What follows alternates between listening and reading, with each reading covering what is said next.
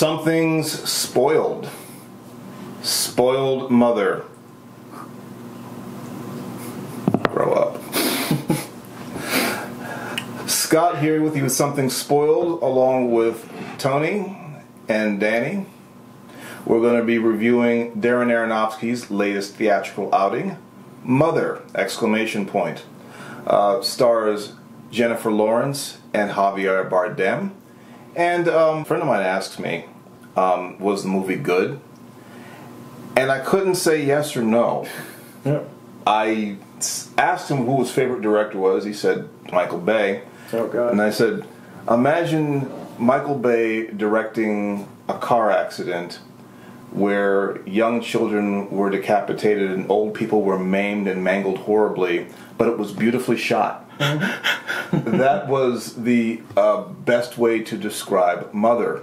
Jennifer Lawrence stars as Mother, that's the character's name, and her husband is him, Javier Bardem, and they live in this old house which Jennifer Lawrence is constantly maintaining and restoring, and the two of them seem to live out there in the countryside, pretty much unbothered by anyone. They seem to live alone. And then one day, a man shows up, played by Ed Harris, who we find out is an admirer of him's work, because him as a writer, he is a poet. Eventually, we're joined by man's wife, called Woman, and eventually this leads to this mass population of the house where people just start showing up. First, man and wife's sons show up. One brother kills the other. Then there's a huge funeral procession that comes to the house. A whole lot of people come in. The whole time people are coming into the house, they're disrespecting the house and disrespecting Jennifer Lawrence, but they seem to adore and love him. Let's also add the fact that all of the men who come in the house comment on Jennifer Lawrence's body. They all hit on her. And then eventually, more and more people come to the house. Mother becomes pregnant. More and more people come to adore him. They fill up the house. Eventually, the child is killed by all the adoring fans who've come here for him. And then him says we should forgive them. They didn't know what they did. They ate the baby. And the movie ends with Mother torching herself and the house and everyone in it, although him is completely unblemished.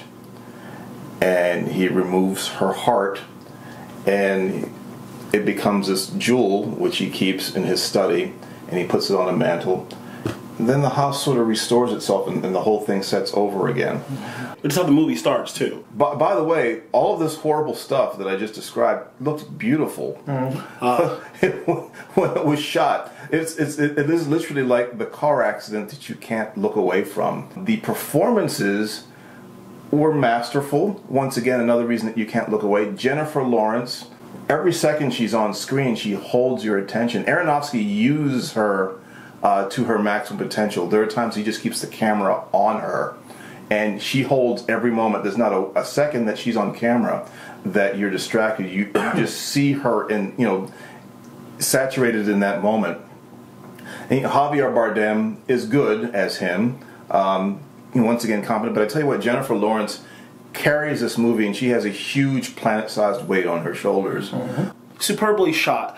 The camera work, the acting. It gets dark later in the movie, but the whole time you are entranced in what is happening. You never want to look away because you're so curious the whole time. They do a really good job of entertaining you, and then making you paranoid, and then entertaining you. I really like how the movie is shot. I was reading about this earlier, that he only wanted to use 3 types of shots. He wanted to always show Jennifer Lawrence is in every frame of the movie. It was always either through her point of view, what's going on, over her shoulder, or directly behind her head for the entire movie. It was a really neat challenge. They actually did, made it interesting. We never really caught that completely throughout the movie. It gives it this really kind of interesting perspective. Once you go back and see it again, you realize that everything is through her point of view almost, and it's just really cool. He's always really good. Darren Aronofsky is really good, always with filming stuff. The color palette's amazing. It's always gold, browns, and yellows to kind of bring out this vibrance in the house. The story is fucking uncomfortable. It's supposed to be. It's supposed to be confrontational in your face, and it completely does that. but it does it in a way that I think is really going to turn off a lot of people. Even something like Requiem for a Dream, you're like, well, they're junkies. They had it coming to a point, except for Ellen Burstyn, which that's a really sad part of that. Or Black Swan, well, she kind of loses her mind, but so this one completely kind of punches you in the gut when it gets to those points, it gets that sense of tension. With the heavy religious aspect of the film, I got a huge sense of like the sacrifice of Christ and whatnot. Yeah. Like, God's son comes into the world, and what do? They tear him apart and they kill him. Oh yeah. Mother, in my interpretation, represents Earth. Sure. Him represents God. Mm-hmm.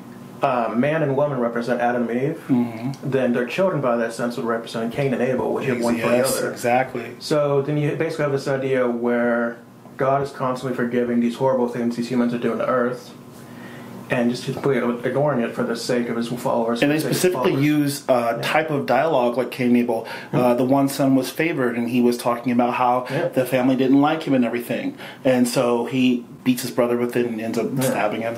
Yeah, even down to the baby being the body of Christ, the worshippers eating the body of Christ as part of Catholicism. I really thought, in retrospect, I was really on the nose, which is kind of interesting. It still worked. It just, you can tell that this was something that was written in a very short amount of time, which even he talks about. Darren Aronofsky said it was written in a 5-day period. Wow. And the feverish pace of the whole movie and the themes being kind of on the nose, that's kind of really kind of shows in that sense. It doesn't hurt it. I just think it really is kind of obvious at that point once you hear him talk about what he wanted the movie to be, then seeing how fast it came together and seeing what the movie actually is itself. I think one of the best parts about the movie are the arcs in it. Mm-hmm. So you have this in the beginning of the movie up until like the wake, the murder in the wake. It is you're paranoid. You don't know what's going on. Claustrophobic too. Yeah, and then this event happens, but right after it, they're fighting and then they end up making love, and then they're pregnant, and the movie goes into this very serene, beautiful thing that you've almost forgotten about what happened before, and they maintain it, and then it just. Oh yeah, the Call Me From the Storm was perfect. Yes. I realized that's going to be an entirely different movie for a good 20-30 minutes. Yes, yeah. It's very cleverly crafted, it's brilliantly shot, and he's able to kind of keep you hooked in a way that you relate from a very human level. Even though, and I definitely believe that his intention was to smack you in the face. It's talking about something. It's talking about how we treat women, how we treat the world. It is definitely talking about something, and there's definitely a message in there.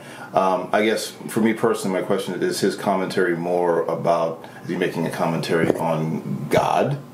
Because the final message is, if I ever can, if you can love me enough, if you're enough for me, I stop creating. Which was, not so much exactly what he said, but that was what he said. Oh yeah, took he said he couldn't help it. But the other thing is, the people behaved horribly. Greed takes over. People are taking. They're stealing. Yes. Right. Lust. They're all lusting after her. The 7 deadly sins are in there too. I mean, I think if we took time, we could find them all because all the men are lusting after her. Not a single one doesn't look at her tits. The first time the brother comes in, he says, "Nice view." Every male that comes there. So we have lust. We have greed.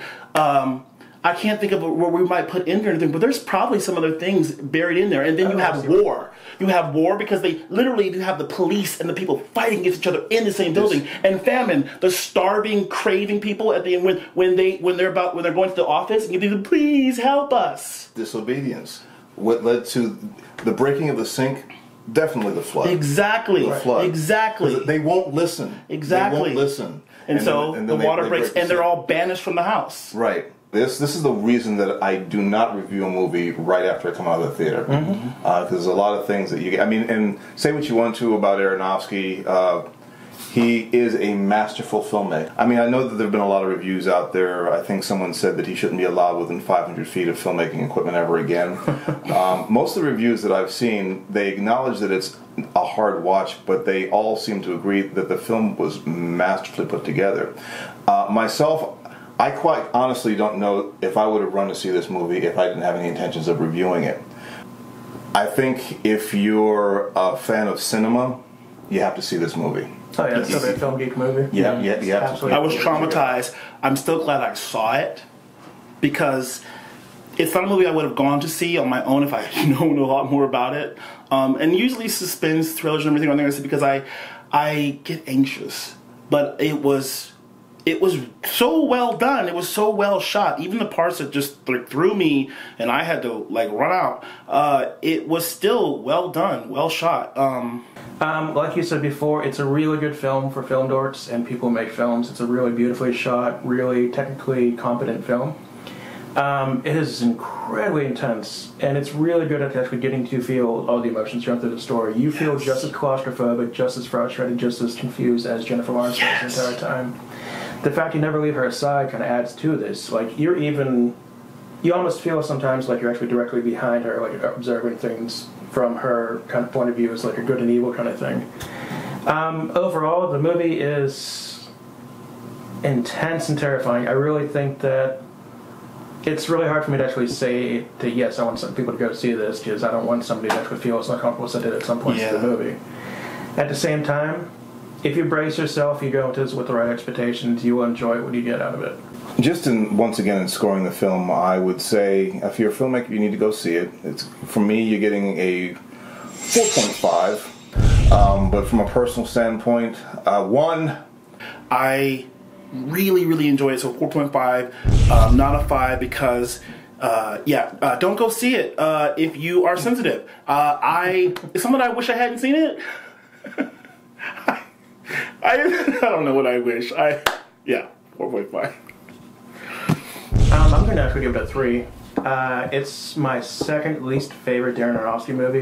The worst one he's done so far is definitely Noah. It's just a train wreck from start to finish.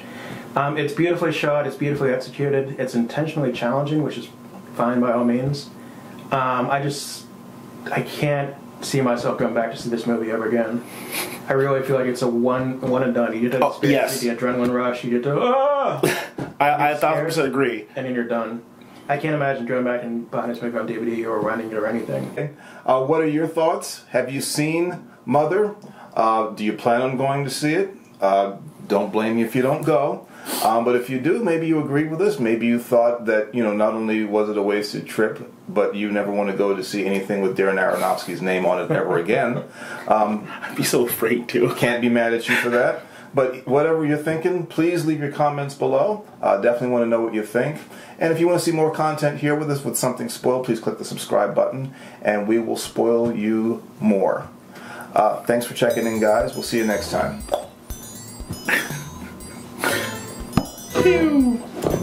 Yay! Yeah, that's good.